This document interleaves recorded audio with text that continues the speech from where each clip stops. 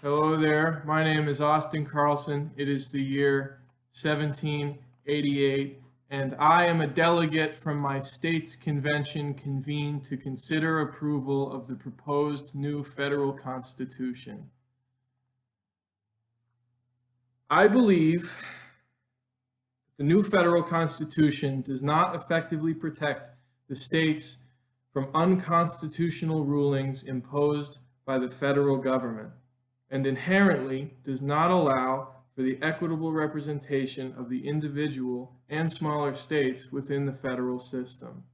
In order to support this claim, I bring to you a direct quotation from Article 4 of the Constitution. This Constitution and the laws of the United States, which shall be made in pursuance thereof, and all treaties made, or which shall be made under the authority of the United States, shall be the supreme law of the land, and the judges in every state shall be bound thereby, anything in the Constitution or laws of any state to the contrary, notwithstanding. To put it simply, this quotation means to state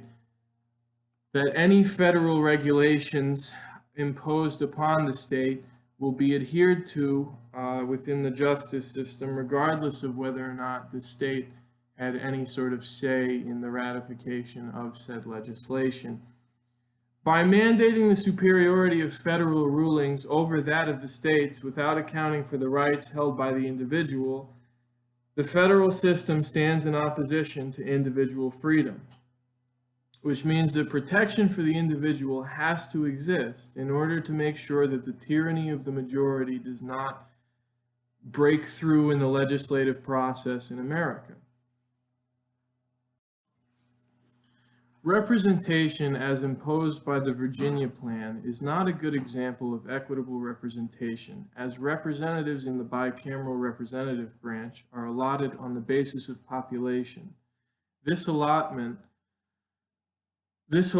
clearly favors states with large populations that dominate economically, and while it is good to pay attention to those states and make sure that their needs are met, smaller states like Rhode Island, Connecticut, New Hampshire still make up a significant portion of the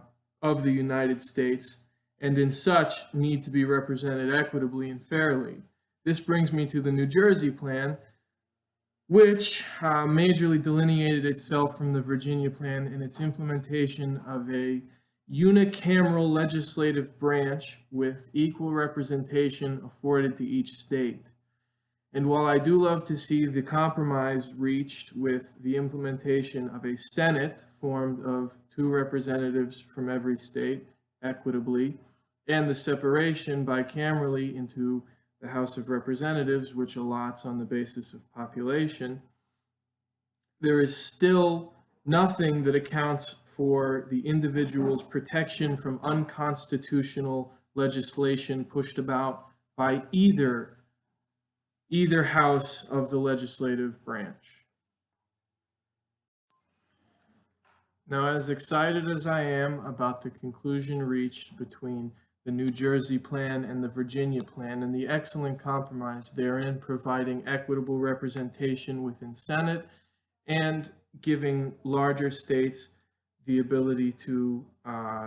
swing their weight, if you will, within the House of Representatives, there still presents a very real issue of individual protection as outlined within the Constitution. So I'd like to call to your attention an article that was published a number of years ago, the Virginia Declaration of Rights, namely in 1776. And in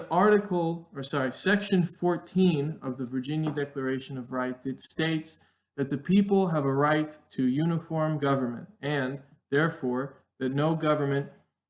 separate from or independent of the government of Virginia ought to be erected or established within the limits thereof. So to summate the points within Section 14 of the Virginia Declaration of Rights, it essentially states that no individual within a state government will be subject to another extended or separate or independent government within their own state. And the formation of a federal government will do exactly that, which is in clear violation of the rights proposed by the state of Virginia, which directly contradicts the imposition of a federal government as proposed by the Virginia Plan. This, again, does not account for the protection of the rights of the individual over tyrannical federal legislation, and in such is not effectively protecting the individual from the tyranny of the majority. Standing as the antithesis to the tyrannical imposition of federal legislation, the unicameral legislation imposed and suggested by the New Jersey Plan, which ensures equitable representation across all states, regardless of population size, operates in a similar manner to the Electoral College, which stands to ensure that states with high population density or high voter turnout don't necessarily overcome states with lower populations or lower voter turnout, and in such essentially ensures the protection of the smaller states, which, is the objective of the government, to protect the individual. Otherwise, why would we want to pay taxes, And so if we're going to pay taxes and we're going to be all right with that, which again, is fine because it's representative and we're interested in paying taxes as long as we're actually seeing the effect of our taxes, wouldn't it also be safe to say that we'd like to see equitable treatment within the way that our legislature is formed on a federal level?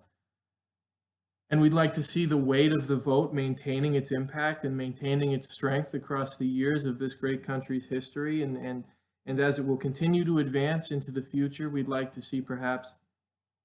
that a lot of people would still feel the power of the vote and think that, their voice matters. And essentially to do that, there's got to be equitable representation and protection from tyranny in the Constitution. And that just doesn't exist at this current new federal Constitution point in 1788. Now, if someone were in some way to propose a judgment system by which the supposed legislation that might be considered unconstitutional could be judged as to whether or not it was unconstitutional, then there might be less resistance to the imposition of federal legislation on state governments. However, the act of imposing one's will upon anyone else is inherently tyrannical and wrong. And standing on that assumption, I have to say that regardless of whether or not there is a judgment system in place to determine the legitimacy or the constitutionality of imposed legislation, regardless of whether or not it's reached out of a unicameral or a bicameral or an equitable or a population-based legislative body, to impose it upon someone else without directly